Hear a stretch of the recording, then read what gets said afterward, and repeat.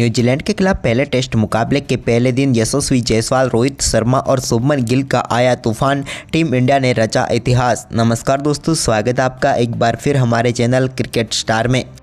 दोस्तों, भारत और न्यूजीलैंड के बीच खेले जा रहे पहले टेस्ट मुकाबले के पहले दिन टीम इंडिया की तरफ से रोहित शर्मा और यशस्वी जायसवाल का तूफान तो देखने को ही मिला, साथ ही शुभमन गिल ने भी परकच्छे उड़ा कर रख दिए। तो दोस्तों, हम आपको पहले दिन के खेल का पूरा हाईलाइट तो इस वीडियो में बताएंगे, लेकिन दोस्तों उससे पहले आप भी भारतीय टीम के इन तीनों खिलाड़ियों के शानदार परफॉर्मेंस को देखकर खुश हैं तो इस वीडियो को दिल से एक लाइक करना बिल्कुल भी ना भूलें। इस वीडियो का लाइक टारगेट हमने रखा है मात्र 150 लाइक, तो जल्द से जल्द इस टारगेट को पूरा करें। और साथ ही दोस्तों, आप भी चैनल पर नए हैं और अभी तक चैनल को सब्सक्राइब नहीं किया तो चैनल को सब्सक्राइब करके बेल आइकन जरूर दबा लें। तो दोस्तों, आज के इस मुकाबले की हम टॉस की बात करें तो सिक्का उछला टीम इंडिया के कप्तान रोहित शर्मा ने और गिरा भी रोहित के ही पक्ष में। रोहित ने टॉस जीतकर इस मुकाबले में पहले बल्लेबाजी का फैसला किया।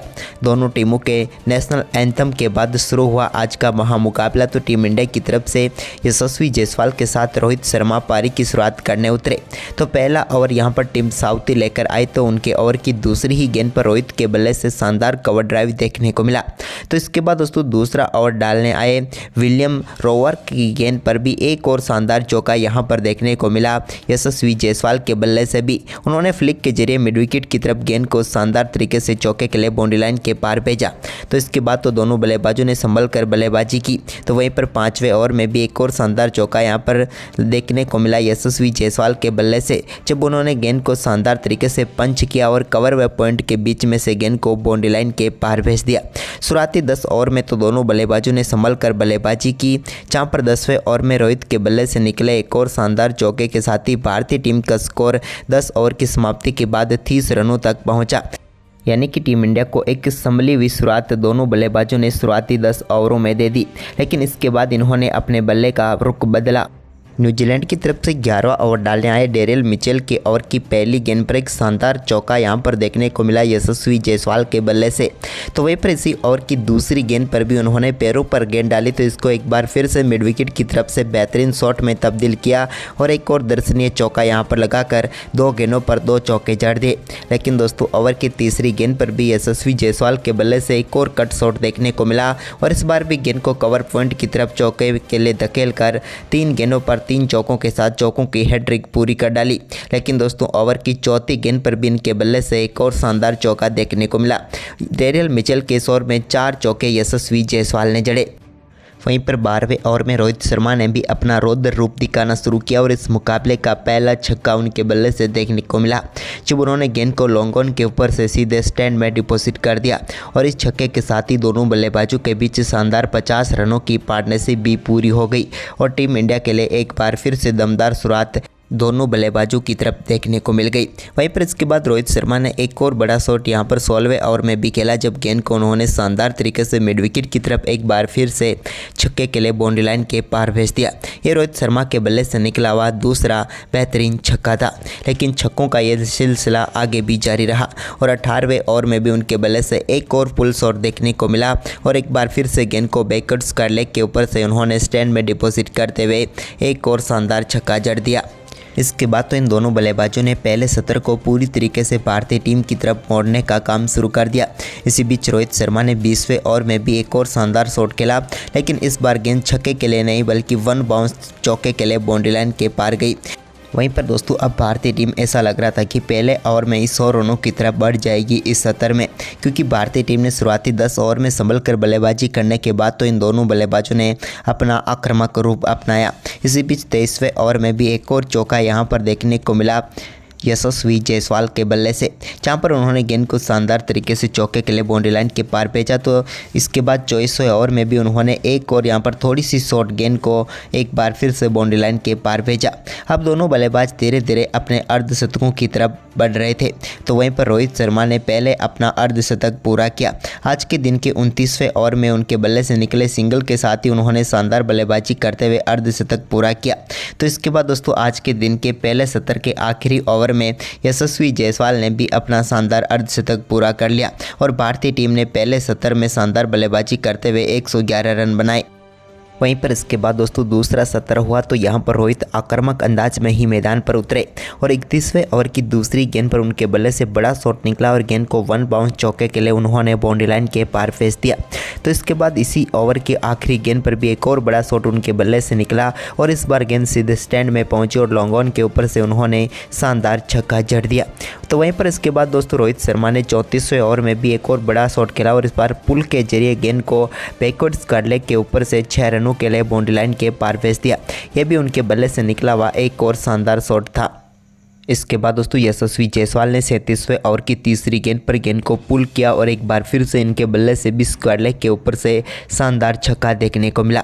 यशस्वी जायसवाल का ये दमदार शॉट था, लेकिन ये छक्कों का सिलसिला रुका नहीं और 38वें ओवर में भी उन्होंने एक बार फिर से गेंद को बड़े शॉट में तब्दील किया और लॉन्ग ऑन के ऊपर से एक बार फिर से स्टैंड में डिपॉजिट करते हुए अपनी पारी का एक और शानदार छक्का यहाँ पर उन्होंने जड़ दिया। इसके बाद दोस्तों स्पिन गेंदबाजी टेक पाए तो 42वें ओवर में भी उनके बल्ले से बड़ा शॉट निकला और इस बार भी गेंद को लॉन्ग ऑन के ऊपर से 6 रनों के लिए बाउंड्री लाइन के पार भेज दिया। अब तो दोनों बल्लेबाजों के बीच कंपटीशन चल रही थी कि कौन सा बल्लेबाज सबसे ज़्यादा चौके या छक्के लगाएगा। वहीं पर इसके बाद दोस्तों रोहित ने एक और फ्लिक शॉट खेला और गेंद को एक बार फिर से फाइन लेग के ऊपर से 6 रनों के लिए बाउंड्री लाइन के पार भेजा। यह तो उनके बल्ले से निकला हुआ एक अद्भुत शॉट था, जहां पर उन्होंने गेंद को बिल्कुल दिशा दिखाई और छक्का बटोर लिया। वहीं पर इसके बाद स्पिन गेंदबाजी अटैक पर आए सचिन रविंद्र, तो उनकी गेंद पर भी एक बड़ा शॉट रोहित के बल्ले से देखने को मिला और इस बार गेंद को एक बार फिर से उन्होंने चौके के लिए बाउंड्री लाइन के पार भेजा। लेकिन इसके बाद इसी ओवर की आखिरी गेंद पर निकले छक्के के साथ ही रोहित शर्मा ने दमदार बल्लेबाजी करते हुए अपना बेहतरीन शतक पूरा कर लिया। रोहित की दमदार बल्लेबाजी यहां पर देखने को मिली और एक और अद्भुत शतक टीम इंडिया के लिए उन्होंने ठोक दिया।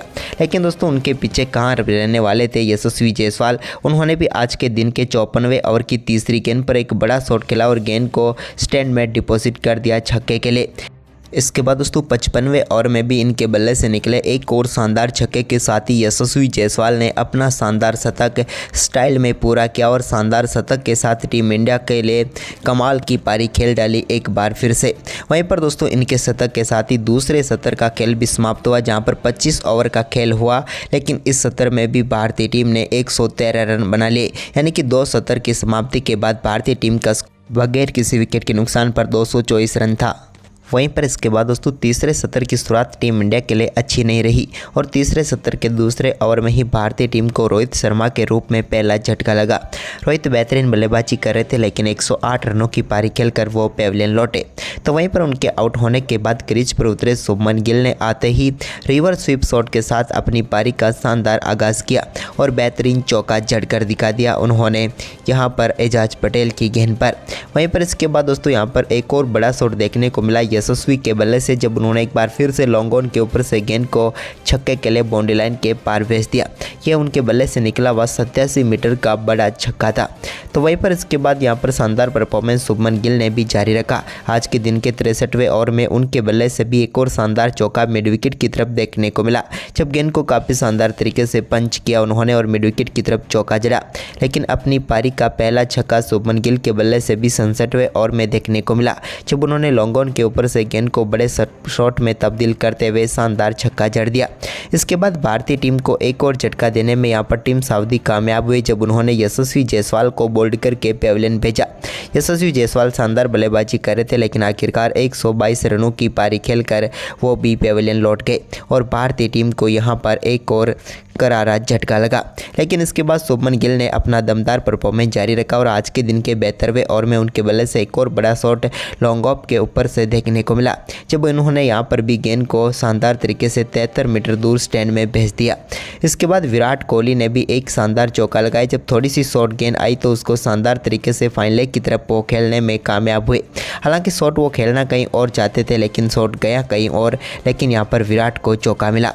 इसके बाद आज के दिन के 80वें ओवर में भी एक और शानदार चौका यहाँ पर शुभमन गिल ने लगाया, जब उन्होंने गेंद को स्वीप के जरिए स्क्वायर लेग की तरफ चौके के लिए भेजा। इसके बाद विराट कोहली ने भी 82वें ओवर में एक और शानदार चौका जड़ दिया और इस शानदार चौके के साथ ही टीम इंडिया का स्कोर 300 रनों के पार पहुंच गया। साथ ही शुभमन गिल और विराट कोहली के बीच 50 रनों की पार्टनरशिप भी पूरी हो गई। वहीं पर इसके बाद यहाँ पर 84वें ओवर में एक और शानदार चौका यहाँ पर शुभमन गिल ने कट के जरिए लगाया और गेंद को कवर पॉइंट के बीच में से चौके के लिए भेजा। इसके बाद उन्होंने 27वें ओवर में मिड विकेट की तरफ एक और गेंद को चौके के लिए बाउंड्री लाइन के पार भेज दिया।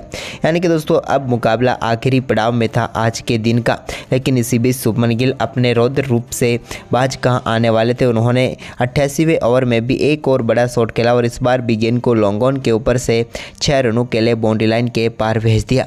इसके बाद तो यहाँ पर 89वें ओवर में भी उन्होंने शानदार शॉट खेला और गेंद को एक बार फिर से विकेट कीपर के पास से फाइन लेग की तरफ चौके के लिए बाउंड्री लाइन के पार भेज दिया।